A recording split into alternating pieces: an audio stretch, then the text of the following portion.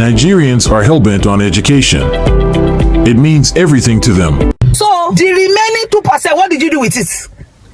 You are getting 98%. You use it to eat fish and chips. Eh? Abi? You use it to do nonsense. What did you use the remaining 2% for?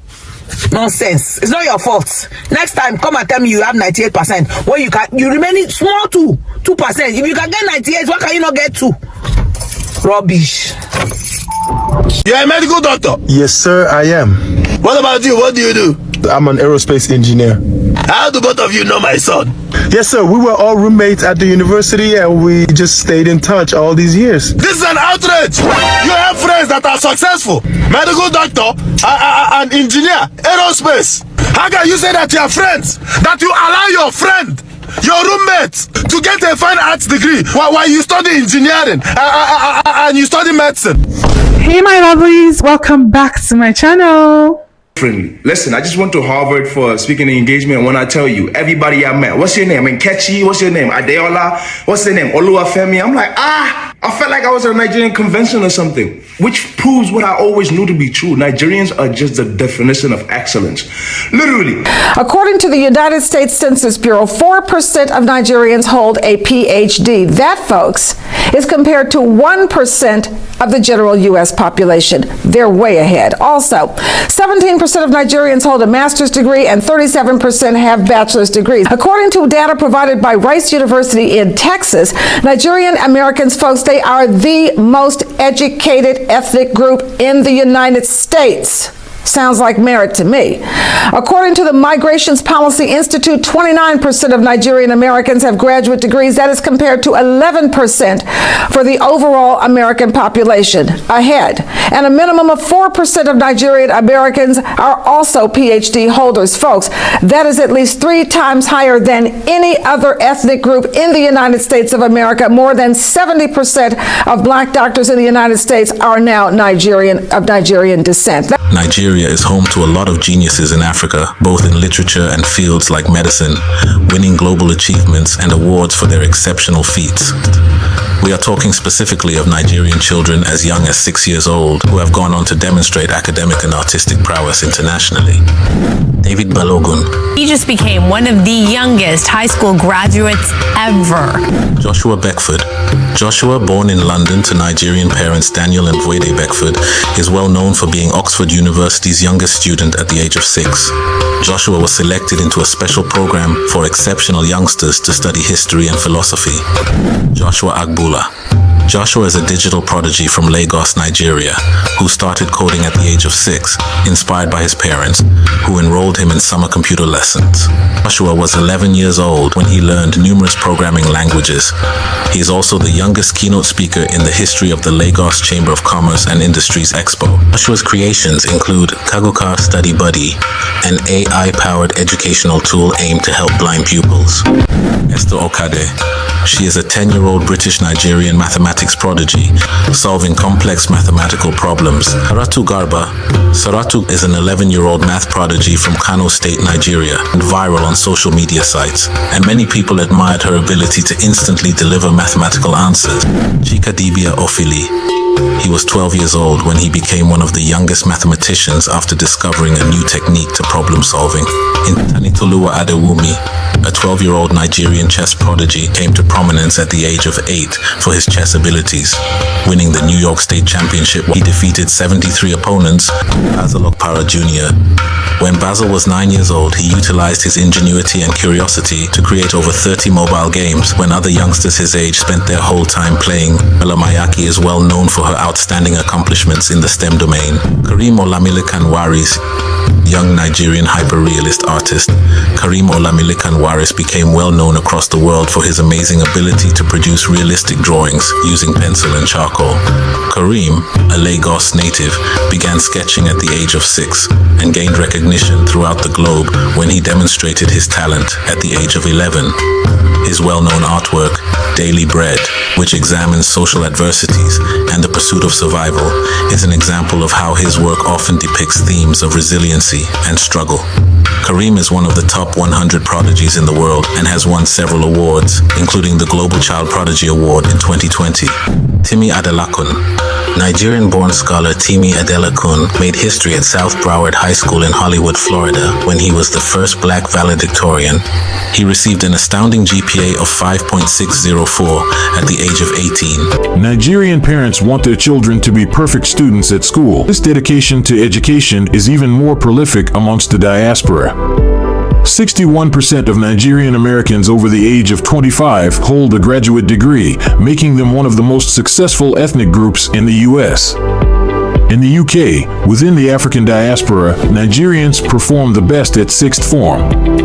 By being so focused on their studies, Nigerians improve their cognitive abilities even more from generation to generation, which explains why they have become so successful over time. As a Nigerian, being competitive is as natural as shouting in a Nollywood movie.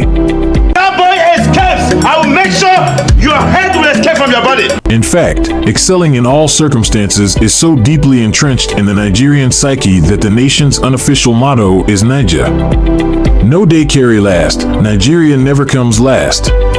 Rankings are an important part of Nigerian life, and this starts from a young age. As early as primary school, Nigerian children are ranked from first to last for each subject and overall at the end of each school year. Most 7-year-olds can already recite the periodic table. But there is no better example than in the world of Scrabble. Nigeria's meteoric rise to the top in the last 10 years can largely be attributed to how competitive they are as a people.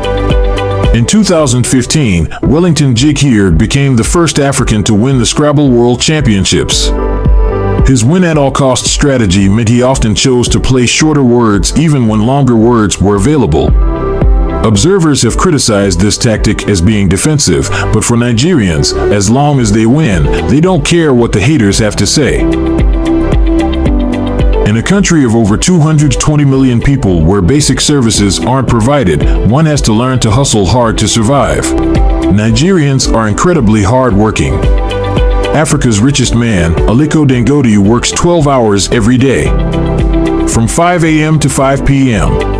What are the attributes that you think you have brought to the table which make you successful? Is it intelligence, hard work, persistence, all of those things? What would you say are the most important attributes? Work very hard, and you have to have the tenacity of continuing to, you have some hiccups here and there, but you have to be focused in terms of what you are doing.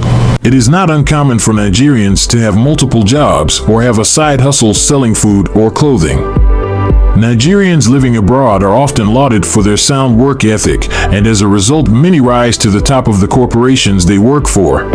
In summary, it's ultimately a combination of nature versus nurture, which explains why Nigerians are indeed so smart.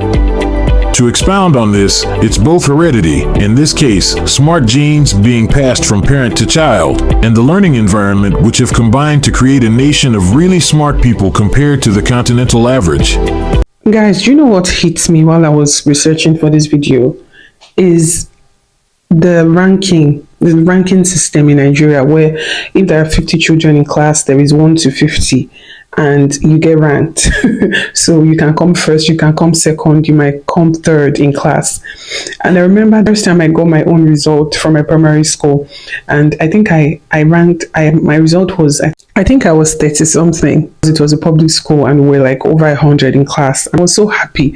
And I kept telling my sister like, oh, like because my number was big, it was high, and I was feeling good. I was like, oh, my number is high, and I was feeling big. And my sister kept trying to explain to me that no, this is not good. It means your result is really, really poor. But I didn't get it. I didn't understand. I was like, no, but my number is big. You know.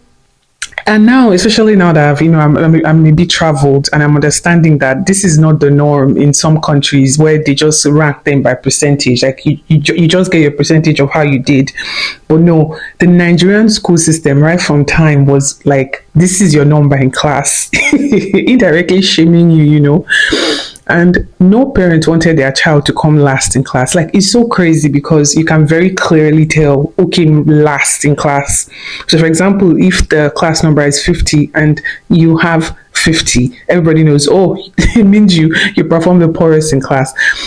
while I know that there are some downsides to this, I think it really, really pushed a lot of parents to now in turn push their kids, their children to really perform in Nigeria. Like, you are not going to come to my home. You are not going to bring a result ranking last to this house.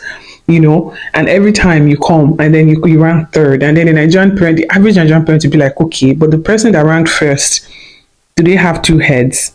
And you're like, no. And she's like, so why then? I feel like it did push Nigerians, and it's still pushing us to be the best. And while sometimes, especially also in Asian cultures, people go and like, oh, sometimes it's kind of toxic, it pushes children too much. But I haven't seen any Nigerian student, off themselves the way it is in some other countries. So I think that, while I know that parents can still try to balance this, so that children do not feel too pressured, I think culturally is definitely something that has pushed Nigerians and that still continue to push them. And so, just as that video mentioned, I really do agree with that content creator that it is also hereditary, it is genetic, it is culturally, it is something that we have passed on culturally. It is a cultural ideal or ideology that has been passed down, and that's why even when Nigerians are born outside Nigeria, they still perform excellently. Why?